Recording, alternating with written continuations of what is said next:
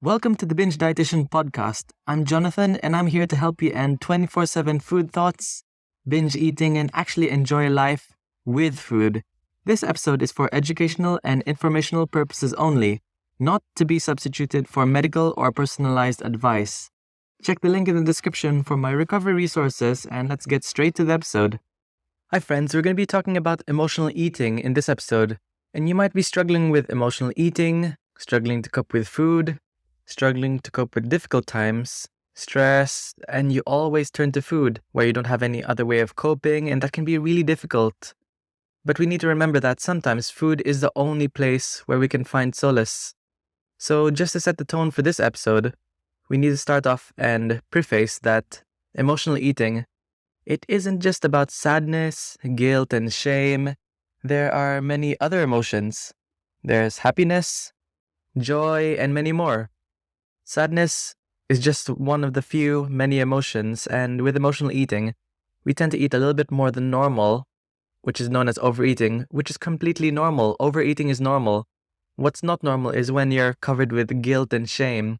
So overeating or emotional eating, in some cases, is normal because when you go to a birthday party, or when you're at a wedding, when you're at a maybe ceremonial event, just a big celebration, you would normally, at normal circumstances, eat more foods than usual, more than you'd normally do when you're at home alone, eating your lunch or dinner. But we need to first remember that emotional eating only becomes a problem when food is your only coping mechanism with stress. When there's difficult, stressful moments in your life and the only place you can turn to is food, like maybe when you have a heartbreak, you turn to food only. You stay, maybe after like 3 months, you're only still turning to food. And food alone isn't going to fix your broken heart if you struggle with heartbreak. We always used to associate emotional eating with eating maybe a tub of ice cream whilst watching Netflix and maybe crying. And whilst I'm saying all of this, emotional eating is completely alright. You're allowed to have ice cream. You're allowed to eat emotionally, but it should only be one of the many things in your toolkit. It shouldn't be something we normally or fully rely on to cope with difficult times. So, if you're struggling with emotional eating right now, I want to ask you this question.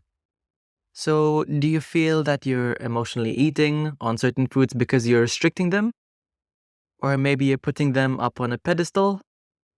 Do you tend to notice that, you're only emotionally eating the foods you usually try to avoid? Because when I speak to clients who are struggling with emotional eating, we don't focus just on the emotional eating episode. We try to focus on their perspective around food. What are the good foods in their lives that they think are good? What are the bad foods, quote unquote, in their lives? Because in reality, there is, and there's meant to be, no good foods and no bad foods. Food is just food. All foods are neutral. And if we think about foods as neutral and not putting these labels, quote-unquote, bad foods or quote-unquote, good foods, then we're not putting them up on a pedestal. Then we're not always going to be using them constantly again and again and again as this tool that we look up to every single time a stressful moment comes. So here are the 3 things I want you to think about that might change your mindset around emotional eating. So the first thing I want to ask you is, how would your relationship with emotional eating change if you felt morally and emotionally equivalent to all foods, which means, like I said earlier, no bad foods, no good foods, only neutral foods? And I understand it's really, really difficult not to think of certain foods as good or certain foods as bad, certain foods as healthy, quote unquote, certain foods as junk food, quote unquote, because as a society, everywhere I go, on social media, there are so many social media videos, articles, blog posts telling you to avoid X food because of blah, blah, blah. But you're really allowed to eat them. If you're giving yourself permission to eat these, then you're not building up this restrictive mindset, not placing them up on a pedestal. You're not adding a morality to these foods. And adding morality to these foods can be pretty harmful to our relationship with our food and our body image, because what normally happens is when we eat a good food, okay, we might consider ourselves morally good. We place a label and we put our identity on that. But once we eat a food we consider quote-unquote bad, we place our identity based on that food. We consider ourselves as junk. We consider ourselves as sinful, guilty, lazy. Some clients say they might even consider themselves piggy for eating these foods they really love. So we need to get rid of the good or bad food mentality. So in order to do this, we shouldn't try to exclude or try to avoid certain foods. Avoidance will only place a moral value on them.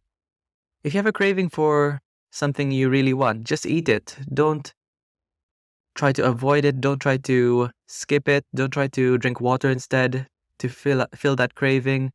Don't try to have something else like a banana when you know you're not going to be craved or fully satisfied with that. Because it's one thing to be full, but it's another thing to be satisfied. And if we're not being satisfied throughout the day, then we're going to have emotional eating episodes that are going to be filled with intense guilt, shame, and embarrassment. Sure, there are some things in life that we can't be satisfied with, which is why we might feel difficult emotions. But there are things we can control. We don't have to make food something that we're not fully satisfied of, or the emotional eating episodes are going to hit really, really hard, and you're going to have a really, really hard time escaping these difficult emotions. Okay, and the second thing I want you to think about that can help reduce emotional eating episodes, or maybe change your mindset around emotional eating is, number 2, what if you truly believed you can eat your emotional foods whenever you wanted? So let's say your emotional food is ice cream. Rather than just saving them for a really, really stressful event in life, maybe a breakup, for example, then why don't you just have them regularly throughout the day? If we're having them regularly throughout the day, so what's the point of something being forbidden if you're having it regularly? You're going to transform this mentality of this forbidden food, this ice cream, into something neutral. And that leads me into number 3. When you have lots of neutral foods in your life, no good, no bad, then you're much, much less likely to turn to food to cope with difficult emotions. When you have neutral foods in your life, when all foods are neutral, they're not quote-unquote special, then this leads me to number 3, which is you'll be much, much more likely to turn to non-food-related ways of coping with stress, such as having a bath, maybe reading a book, maybe just watching some TV, maybe inviting a friend over. These are much more sustainable ways of coping with difficult emotions. So in summary for this episode, I just want you to know that emotional eating isn't just about avoiding quote-unquote bad foods or your emotional foods.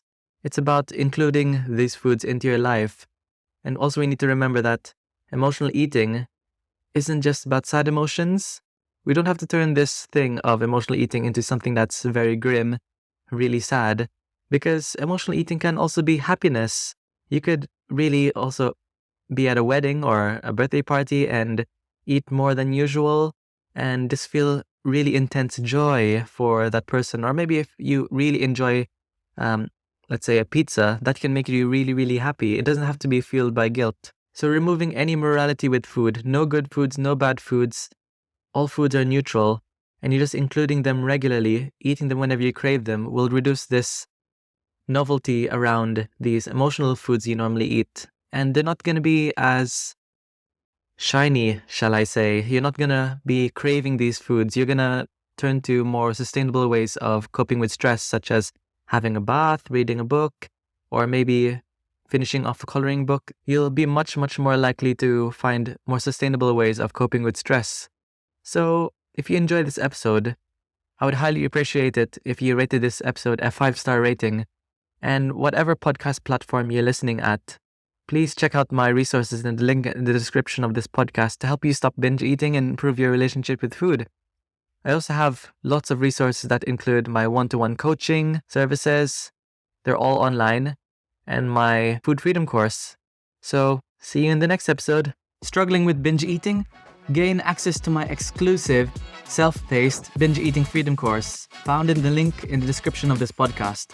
My course is everything I wish I knew when I struggled with binge eating, but it's all wrapped up into one easy to understand platform. You'll finally learn how to put an end to binge eating and put an end to food dictating everything you do, controlling your life. Access it now in the link in the description of this podcast.